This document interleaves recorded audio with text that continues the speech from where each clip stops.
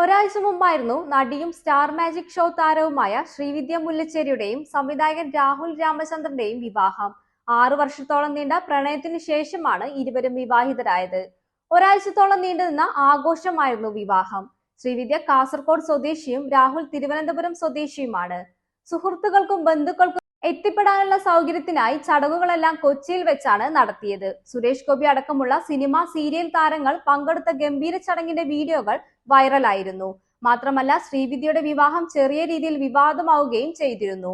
താലികെട്ട് ചടങ്ങ് പകർത്താനെത്തിയ ഓൺലൈൻ മാധ്യമ പ്രവർത്തകരിൽ ഒരാളെ ശ്രീവിദ്യയുടെയും രാഹുലിന്റെയും ഇവന്റ് മാനേജ്മെന്റ് ടീം ബൗൺസർ ഉപദ്രവിച്ചുവെന്നതും ഓൺലൈൻ മാധ്യമ പ്രവർത്തകയെ വിളിച്ചു വരുത്തി അപമാനിച്ചുവെന്നുമായിരുന്നു വിവാദത്തിന് കാരണമായത്.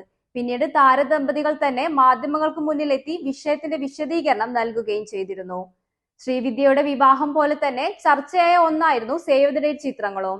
ഹോട്ട് ലുക്കിലാണ് നടി സേവ് ദ ഡേറ്റ് ചിത്രങ്ങളിൽ പ്രത്യക്ഷപ്പെട്ടത്. ഒരു തടാകത്തിൽ വെള്ളത്തിൽ മുകളിൽ വാട്ടർ ബെഡ് ഒരുക്കിയാണ് ഇരുവരും സേവ് ദ ഡേറ്റ് ഷൂട്ട് നടത്തിയത്. ശ്രീവിദ്യയുടെയും രാഹുലിന്റെയും പ്രണയാർദ്ധ നിമിഷങ്ങൾ മഴയുടെ പശ്ചാത്തലത്തിലാണ് ഷൂട്ട് ചെയ്തിരുന്നത്. ശ്രീവിദ്യ ഗ്രേപ്പ് നിറത്തിലുള്ള സ്ലീവ്ലെസ് ഗൗണും രാഹുൽ ഗ്രേപ്പ് നിറത്തിലുള്ള ഷർട്ടും വൈറ്റ് പാൻസുമാണ് ധരിച്ചിരുന്നത്. ഏറെ കഷ്ടപ്പെട്ടാണ് ക്യാമറ ടീം വീഡിയോ ഷൂട്ട് ചെയ്തിരുന്നത്. എന്നാൽ സേവ് ദ ഡേറ്റിൽ ശ്രീവിദ്യയുടെ ഹോട്ട് ലുക്ക് ആരാധകർക്ക് ഇഷ്ടപ്പെട്ടില്ല. അതുകൊണ്ട് വലിയ രീതിയിലുള്ള വിമർശനം സേവ് ദ ഡേറ്റ് ചിത്രങ്ങൾക്ക് ലഭിച്ചു. സേവ് ദ ഡേറ്റ് ചിത്രങ്ങൾ പുറത്തുവിട്ട ശേഷം തന്റെ യൂട്യൂബ് ചാനൽ 3000-ഓളം പേർ അൺസബ്സ്ക്രൈബ് ചെയ്തു പോയി എന്നും വെളിപ്പെടുത്തുകയാണ് നടി. തങ്ങളുടെ വിവാഹ ദിവസം ഒരുപാട് പ്രശ്നങ്ങൾ ഉണ്ടായല്ലോ. അന്നൊരാൾ എനിക്ക് പേഴ്സണലായി മെസ്സേജ് ചെയ്ത് ഇങ്ങനെയായിരുന്നു.